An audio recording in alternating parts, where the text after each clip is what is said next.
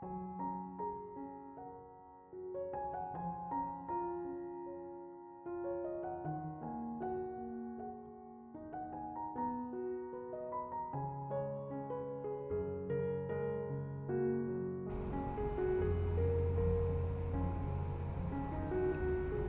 Ibu, saudara-saudari, adik-adik kaum muda yang terkasih, apa kabar hari ini?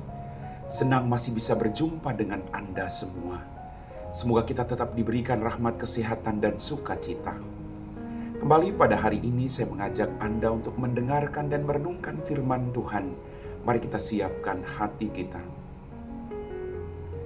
Tuhan bersamamu dan bersama rohmu. Inilah Injil suci menurut Santo Yohanes, dimuliakanlah Tuhan.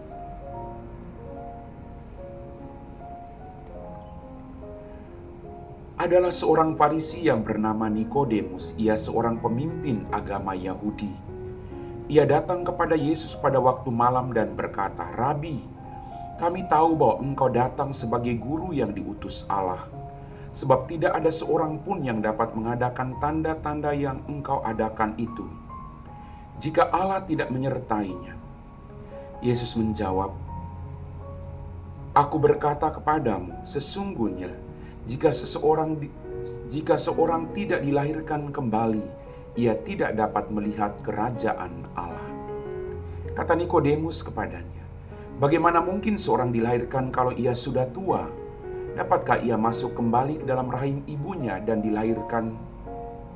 Jawab Yesus, "Aku berkata kepadamu, sesungguhnya jika seorang tidak dilahirkan dari air dan roh, ia tidak dapat masuk dalam kerajaan Allah. Apa yang dilahirkan dari daging adalah daging, dan apa yang dilahirkan dari roh adalah roh. Janganlah engkau heran karena aku berkata kepadamu, kamu harus dilahirkan kembali. Angin bertiup kemana ia mau. Engkau mendengar bunyinya, tetapi engkau tidak tahu dari mana ia datang atau kemana ia pergi. Demikianlah halnya dengan tiap-tiap orang yang lahir dari roh." Demikianlah sabda Tuhan.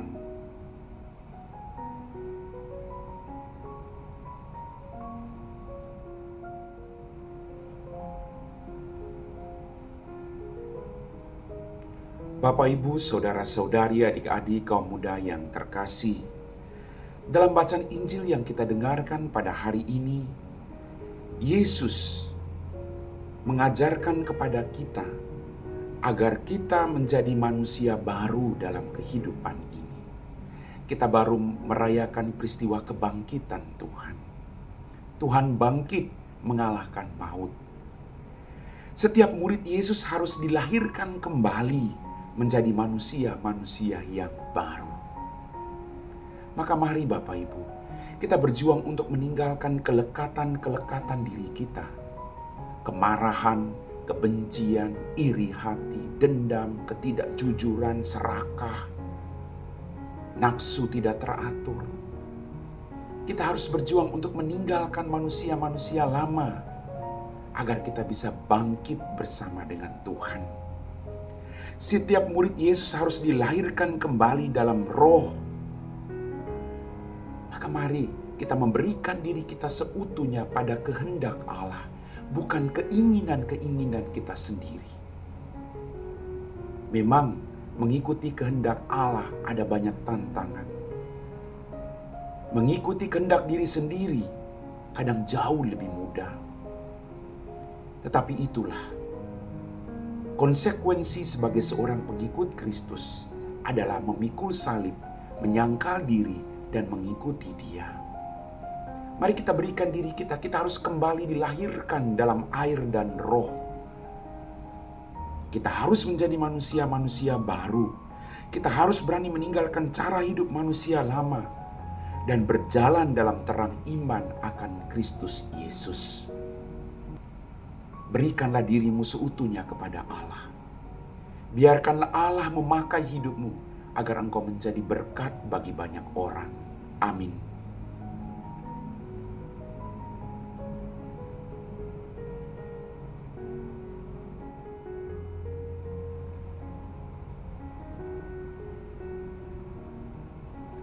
Bapak, Ibu, saudara-saudari, adik-adik, kaum muda yang terkasih, kita semua telah diteguhkan oleh firman Tuhan. Mari kita siapkan hati kita untuk berdoa. Dalam nama Bapa dan Putra dan Roh Kudus. Amin.